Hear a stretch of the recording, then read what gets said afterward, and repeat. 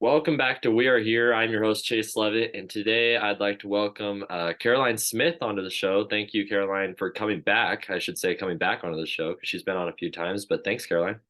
Absolutely. Well, thank you so much, Chase, for having me on. It's always a pleasure to talk to you. And I mean, I've been honored to call you a friend for quite a while now, ever since we first started like talking about politics over email, and you told me you were interested in starting a show. This is like almost, I guess, 2 years ago now.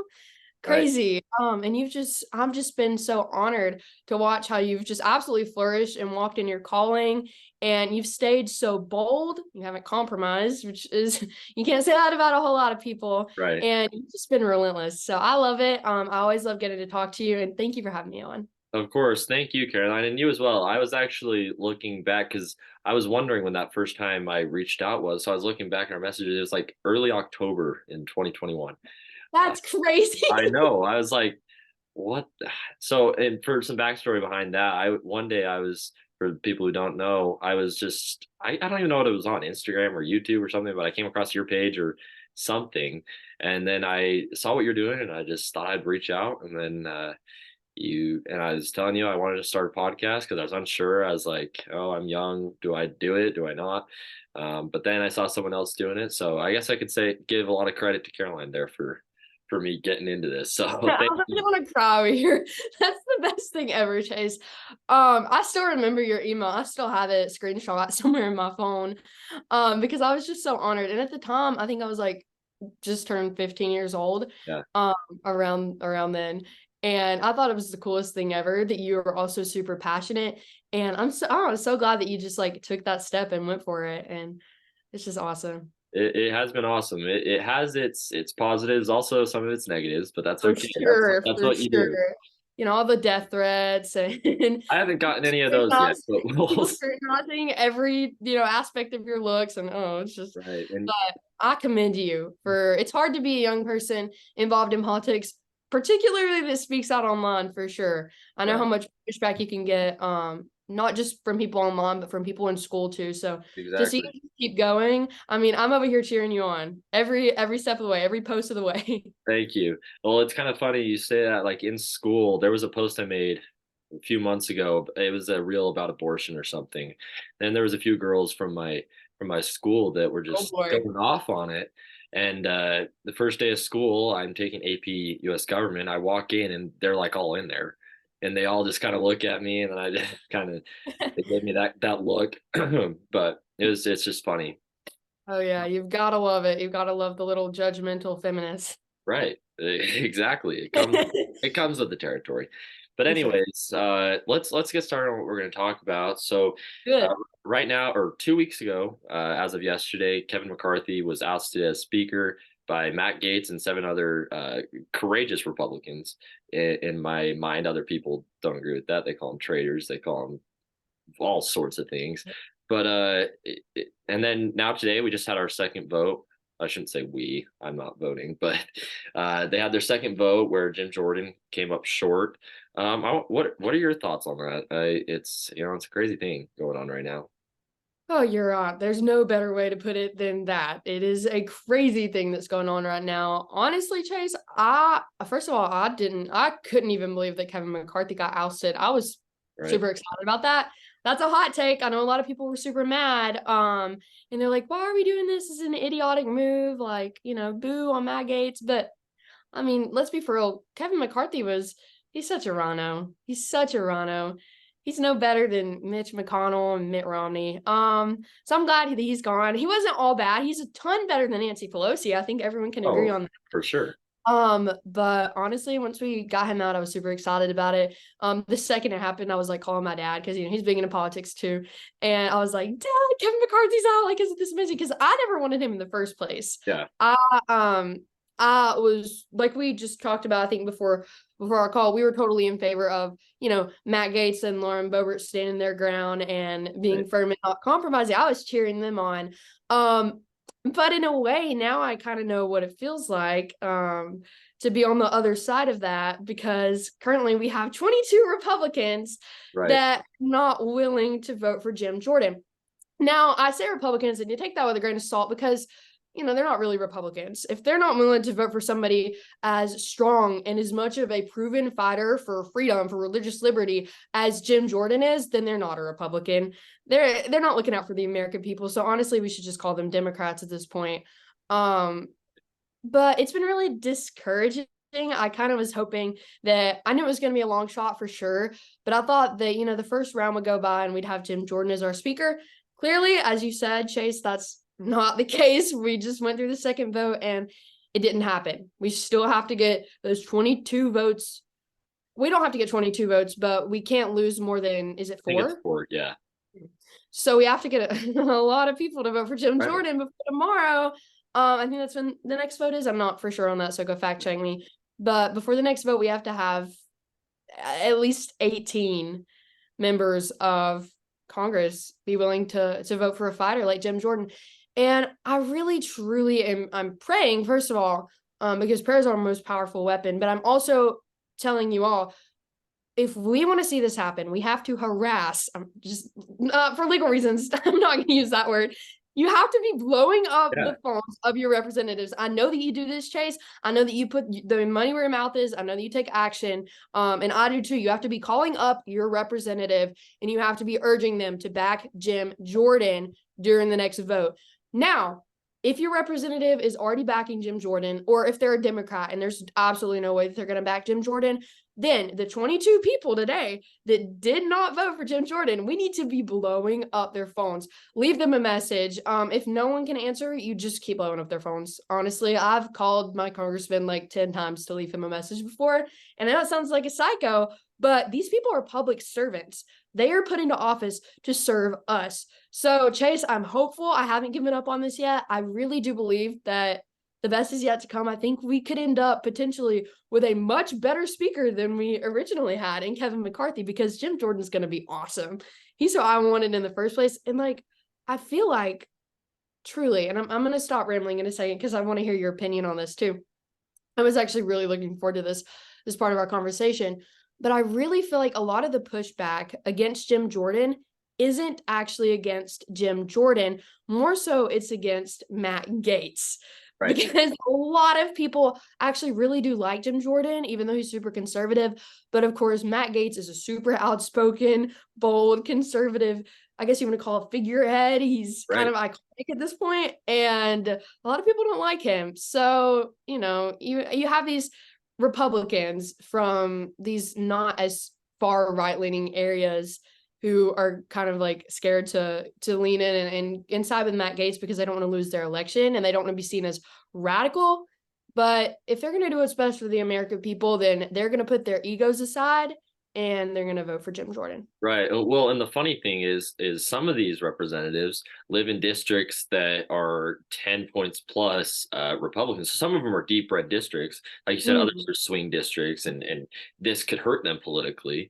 But who cares about being hurt politically? And that is the establishment. Exactly. It's just crazy. And like you said, we now know how it felt to be the people back in January who opposed the 20 fighters standing up.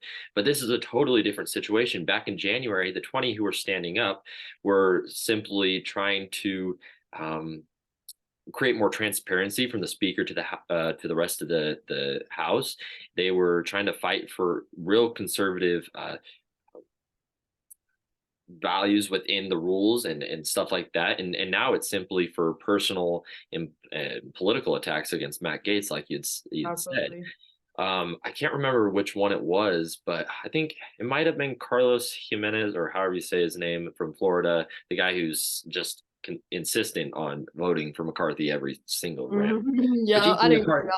Even McCarthy himself is back Jim Jordan. So these people are just looking ridiculous. He was saying how he didn't like how Matt Gaetz went about this, so that's why he's voting for McCarthy.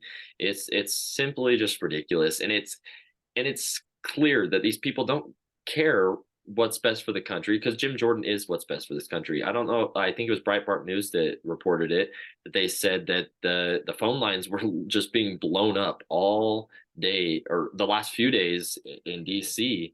And for the simple fact of the people want Jim Jordan. but these Hmm. people aren't listening to to their people, to their constituents.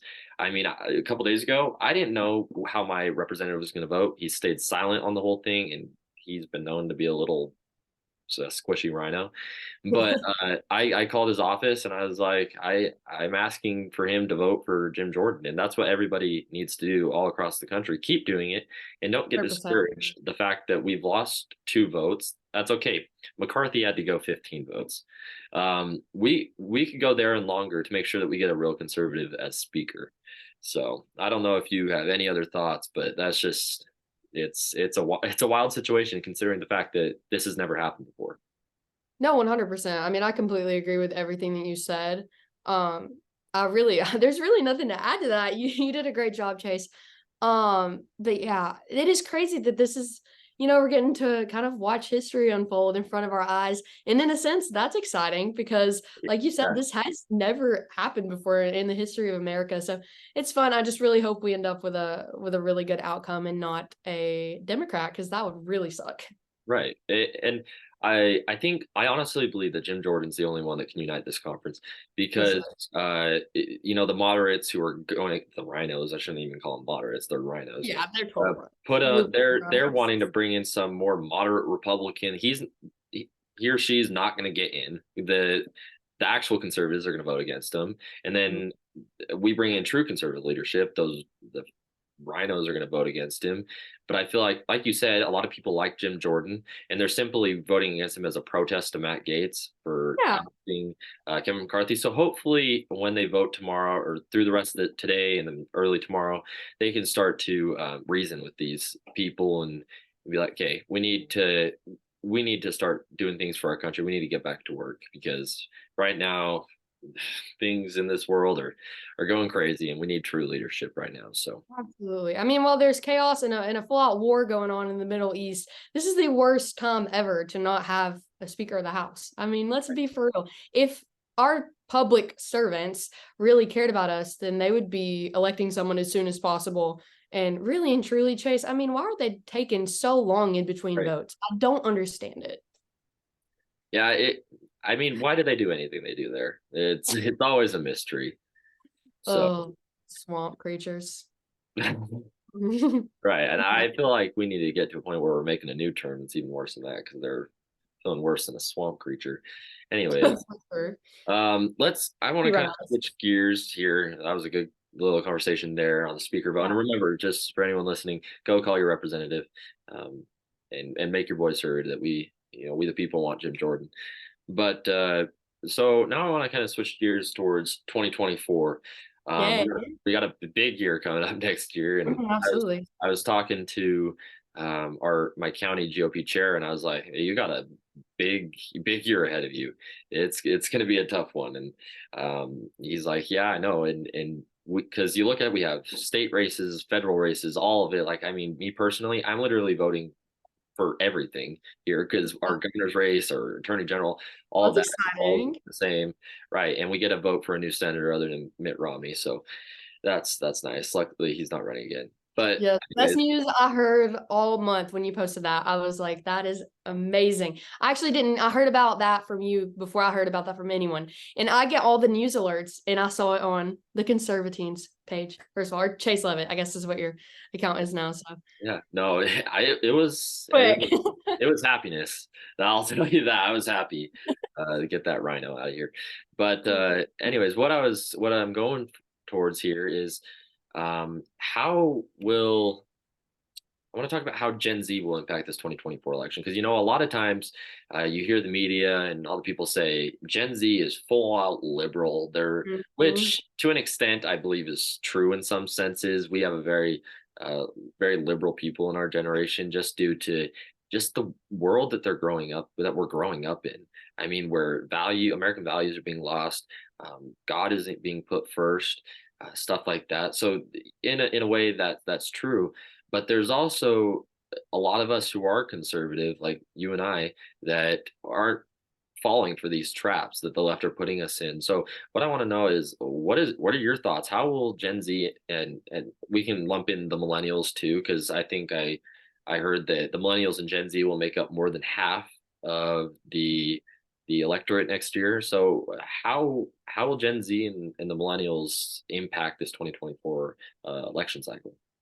That's a really good question, Chase. And I'm super excited. I also get to vote next year. Unfortunately, I don't get to vote until I won't turn 18 until closer to the general election. So I'll be casting my first vote ever for Donald Trump. I'm really excited about that. But Gen Z is going to play, and like you said, some millennials too are going to play a really big role in next year's election. And to be quite honest, and I'm going to be really blatant here, that terrifies me because, like you said, there are so many of us, and I don't want to say us. There's so many people that are a part of our generation and honestly, this is the biggest problem we're facing. They don't know who they are. They don't know what they believe. They're going to go with whatever TikTok tells them to believe or Right. whatever's on their screen tells them to believe. They're going to go along with their feelings because Lord knows our generation now bases everything off of our feelings. If we feel like a cat today, we probably are. I'm going to identify as a cat. I'm going to put, meow meow as my bio, as my Right. profile in my Instagram bio. But this generation, Lord help us. I'm really concerned about next year, but next year isn't here yet, which means that you and I and the rest of us, and I believe there are a lot more of us out there than the media likes to portray. The Right. rest of us that have sense and are informed and are, we love our country, we love God, we love, faith, family, and freedom. We have an incredible opportunity ahead of us.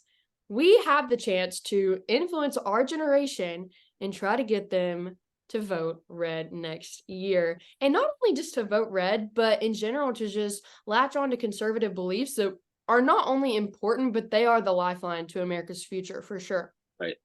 Now, how are we going to do this? Well, we're going to have to be where our generation is. And I've been planning out a lot of stuff because I know right now, like our generation is, they're kind of not, as a whole, not paying attention to politics. But Yeah. you know how it is during election years. People get fired up. And with you already like here doing a podcast and me already here on social media too, like we've already, started getting content out there, sharing the truth. But next year it's going to be a whole different ball game. There's going to be a bunch of young people that like they're wanting to get information, but they don't want to listen to like another 70-something-year-old commentator. Right. Nothing against them. Okay. I love them. Bill O'Reilly is like my favorite ever. I listen to Sean Hannity all the time too, but our generation doesn't want to Right. sit down and listen to the radio for 2.5 hours. No, they want to get their news quick. They want to know what they can stand for. They want to know more about the candidates and how it relates to them, because you have to make politics about them and why it should matter to them, as you know very well. So we have an opportunity to influence our generation, not just for the 2024 election cycle, which I really, really and bound and determined to do, and I know you are as well, but also just America's future as a whole. I have a lot of friends who want to be moms, and that is super amazing. I think that is super respectable, but a lot of them also don't really pay attention to politics much. And what they don't realize is, when they say politics is not my thing, I don't need to pay attention to it. What they don't realize is them not paying attention to politics now and them refusing to vote now is going to impact their future kids. It's going to impact their American dream. So we really need to be taking that approach to politics, as in like, relating it to our generation and why it matters to them. You do an excellent job at doing that, Chase, and I'm working on it. And I really believe that next year is going to be fun. It's going to be exciting. I know we both got really excited last year. And we saw some big wins, but like I really thought we were gonna see a red wave. Right. And like we're gonna, it was gonna be huge. But like we barely won Congress. So hopefully next year we have a lot more people that are fired up. They see what's going on in the Middle East. They see what's going on in our country with the gas prices, with the economy tanking, stock market worse than it has been in 40 years. And they say, hey, something's wrong here. They don't have to become commentators. They don't have to become, get really, really involved in politics. Exactly. Right. But maybe we can get them out to vote. Exactly. That would be incredible. So I'm excited, and I want to hear your thoughts on our generation getting involved. Yeah, And what you point know, you- it's kind of sad. The amount of times I hear people our age, you ask them, "Are you going to vote when you're 18? Are you going to vote this next election cycle?" They say no, and you Yeah. ask them why, and they say, "My vote doesn't mean anything. It's one vote." And to me, that's like, what if I always think, what if every American thought that way? Mm. we would have absolutely no one voting, for one, if everyone thought that way. But two, when people do that, our country is being represented by a minority when the Mhm. majority of the people don't vote and they just are like, it doesn't even matter. Yeah. And I think that narrative is being pushed so hard on the younger generation that it could come to hurt us. But like you said, we need to um, create, we have to use social media to our advantage. And make sure that candidates are using social media in the right way. Candidates that are trying to get Gen Z's vote, because Gen Z, like you said, we're not going to go. Well, most of us, I do, and I know you do too. Go sit and listen to Fox News or whatever Yes. Yeah. for forever, and you need to have stuff on social media that's quick and accessible, and that will capture their attention and, like you said, relate to them. Mhm. Um, so, and I feel like that's something that the Republican Party has struggled to do. I feel like the Democrats do that very well. That is one thing that the Democrats do good, For is sure. reaching the younger generation. But at this time, the Democratic Party is holding the younger generation hostage, basically, while the Republican Party just backs off and does absolutely nothing. Now, I'll give props to the Republican Party where it's due. The RNC Youth Advisory Council that Brylan Hollyhand and CJ Pearson are on, that's phenomenal. I love how they're taking that step. Organizations like Turning Point and Young America's Foundation, phenomenal. And by the way, I can't wait for America Fest this December. That's going to be Wow. This is fun. your first time going. That's so exciting. It is. I'm super excited. But so like organizations like that, we need to put more emphasis in trying to get people, young people involved with that. And I love how Turning Point USA, it's not like go to a conference and sit in a dining room basically For and real, yeah. listen to these boring monotone politicians getting up It's there and not talk. like a GOP meeting at all. Oh, exactly. No one's going to that. I mean, I do, but I'm weird. And Yeah, so no, me too. I'm the youngest. I'm like the youngest by about 4 decades here. It's oh, I you know. know. Every meeting I've been going to, like to meet these candidates or whatever, I'm like, you all could be my grandparents. Yes, Uh, exactly. but but we just need to put more of an emphasis on getting involved. And like you said, you don't need to be like you and I and come out as aggressively as we are, starting a show, posting as much as we do on social media. Simply getting out to vote or simply joining a campaign and volunteering where you can, whether it be making calls, anything as small as that, and then donating to candidates that support your values, that support Yeah. America. Just things as little as that. It doesn't need to be this big thing. I think that's where people fail to understand, especially in our generation. No, 100%. Like they think that, like you just said, they're not only does their vote not count, but that their voice doesn't matter, and that they don't like that no one's gonna listen to them. And honestly, that held me back from getting into politics for a long Yeah, time because I kind of saw politics as something that like the men would talk about, on Thanksgiving when the weather wasn't interesting enough. Like I didn't see yeah. it as somewhere where my voice really mattered, especially when I was, so young I couldn't even vote. Like now I still can't vote. But it is so, so important that our generation's voice is heard and that our vote, like you said, even though our vote, like technically may not count, because, Yeah.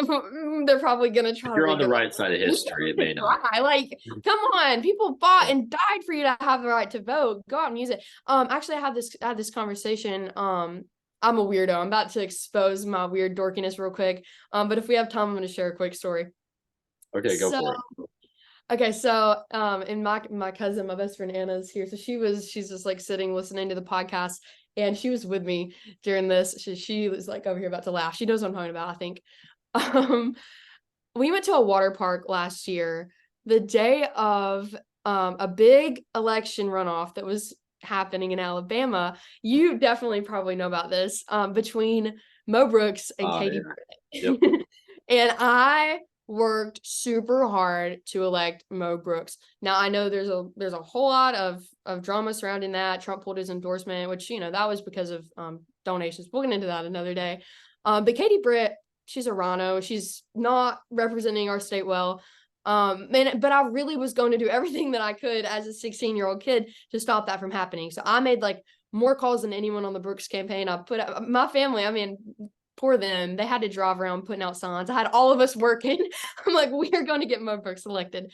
So the day of the election had gotten there, I mean, I'd put out all my signs, I'd made all the calls, and I was like, okay, now I just sit back and wait. And I went to a water park that day. So I was going up to go down like a really tall slide, and there was this lifeguard, and he was definitely like, late teens, early 20s. And I was like, hey, when you get off work, because he said, I'm about to get off in an hour. I was like, are you going to go vote? Like, there's this big runoff happening today. You should really go vote. And he's like, I'm not going to vote. It doesn't matter if I vote. I'll never vote. And I was like, what? What do you mean you won't vote? People died for you to have the right to vote. And this is before I'm going down a water slide. So like, he's like probably just tired and wanted me to shut up. But I'm like, you need to vote. Like, people died for you to have the right to vote. And he's like, I really don't care. And in a nutshell, that's our generation. They really don't care. I'm gonna, maybe I planted the thought in his mind, but he probably didn't go vote that day. And what I've kind of figured out is taking this brash approach to walk up to someone and be like, hey, you need to vote, go vote, doesn't work. Rather, sneaking into their social media feeds and quote unquote indoctrinating them. um, Slowly over time, we can convince our generation to get out there and vote. So yeah, I totally agree with what you said. And it's really just about time to put the hammer down and try to reach as many people as we can. And I most definitely think that we need more candidates that are willing to listen to the youth. That is a huge problem. Mhm. And I'm really lucky. Trent Staggs, who's running for not governor, Senate Yes, here, I love him. got his sign right here. I see it. Yeah. So, uh, he's been awesome. He listened to me. I talked to him about things and try to help him as much with the campaign, and he fully understands that it's time for the youth to have a seat at the table. Same with Phil Lyman, who's running for governor here. By the way, if we get those two guys elected, Utah will be in a whole other direction than we are right now. We don't have governor pronouns, as I like to call them. But it's so important that candidates are open to letting the youth have a voice, because at the end of the day, it's our future that we're fighting for, not this 80-year-old politician. I mean, sorry, they've got like 10 years left. But so yeah. But And we don't mean left in office either. Oh, right, right. Um, so now I kind of want to just kind of wrap up a little bit with, so we're talking about 2024. We talked about how Gen Z will impact it. I want to talk to you about two things really quick. So both you and I, we support President Trump over the crowded field of GOP candidates. Um, why do you support President Trump? Well, because he's going to win, first of all. But second of all, no, but in all seriousness, I've supported President Trump since he walked down the golden escalator in 2015. I've supported him before my parents did, actually. As a little kid, would watch the primary debates, and I liked his energy. I liked his I don't want to call it arrogance. I liked his confidence. Yeah. And I knew nothing about Donald Trump. I didn't look into him. I didn't look into his morality or anything. Like, I didn't care. I just liked him. I was like, oh, this guy seems better than Obama. And I kept up with what he was doing.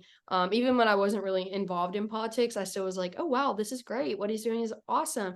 And as he nominated, 3 new United States Supreme Court justices that were very conservative, said, this is fantastic. This is great. But what I really love about President Trump is he puts action behind his words. He makes promises and he keeps them. And you can't say that about a lot of politicians, even Republican politicians, but President Trump has proven himself. Now, do I think he's perfect? No, I certainly don't think he's perfect. None of us are perfect. He has said things in the past that I disagree with. I disagree recently with a statement that he made about Governor DeSantis regarding some decisions that DeSantis has made for the state of Florida with abortion. I disagree with what he says, and I'm not afraid to call him out. Okay, I think that we should be able to question every single politician, because they're not some, they are celebrities, obviously, but they're not, here to be put up on a pedestal. They're here to serve the American people. And I met President Trump. I had the opportunity to meet him last March, and I was just a 15-year-old kid walking into there. God had opened the doors for me to be there. I was standing behind some big country music artists and politicians and like donors who had paid $20,000 to stand in line and get a picture with President Trump. And I had just gotten there because the Lord had opened up some crazy doors. Like I didn't pay a dime. It's crazy. Yeah. And I wasn't well known. But when I went and I shook President Trump's hand, he took the time to talk to me. He took the time to ask me questions, which was just crazy. Like, what's your name? What's your last name? What do you want to do? Caroline, all these, like, I was 15 and I was like, what? Like, why are you asking me? I was like, you're the president. Like, and Yeah. what I really appreciated about him was he took the time. He didn't rush me out of the room. He didn't like Joe Biden does, check his watch. And President Trump knew I'd never be like a huge asset to his success in any sense. He knew that I wasn't going to be like some big mega donor to him, but he still took the time to be super respectful and talk to me as if I was like his own granddaughter. It was really crazy. And we talked for about 5 minutes. Like it was pretty awesome. And as I was leaving, I did something that I never thought I would do. And I have not shared this story very much, but this is just how comfortable he makes you. And this sounds weird, but it was super normal. And at the time being, I said, Mr. President, can I give you a hug? And without hesitating, Chase, President Trump looked at me and he said, he gave me a big grin and he said, of course, sweetheart. And he gave me a big hug. And you can tell the Secret Service was like, what? Like, I saw the Secret Service guy out of the corner of my eye to my right. And he was like, okay, this is weird. But as I was leaving, I was like, thank you for everything. I love you, Mr. President. And he's like, you're so welcome. I love you too, Caroline. And I knew in that moment, like, I mean, the media has made him out to be some big monster. And I Right. know sometimes he says the wrong things, or he says things in maybe a way that he probably wouldn't be best for him. But President Trump cares. And Yeah. that's why I've supported him in the past. I can tell you after talking with him, I don't support him less. I support him more. I was really nervous to meet him because I thought, this guy that I've defended for years that I've been harassed over, what if he doesn't meet my expectations? Like, what if he's, like, there's always that thought in the back of your mind, Yeah. like, what if he's not what I thought? Right. But he exceeded. And like, I've met some politicians, and I'm sure you have too, who like, they actually didn't care. And I was really disappointed after I met them. And I was like, oh, I wonder if they really are in it for the right reasons. But after I met President Trump, I mean, let me just tell you, I was on cloud nine. I was like, I'm totally doing the right thing. I believe that as imperfect as he is, the Lord has anointed him for such a time as this. And as we see, like all throughout history, God has a pattern of using imperfect people to accomplish his wonderful, perfect plans. And I don't think he's done with President Trump. I really don't. So Right. that's why I'm supporting him. And I'll be voting for him next November.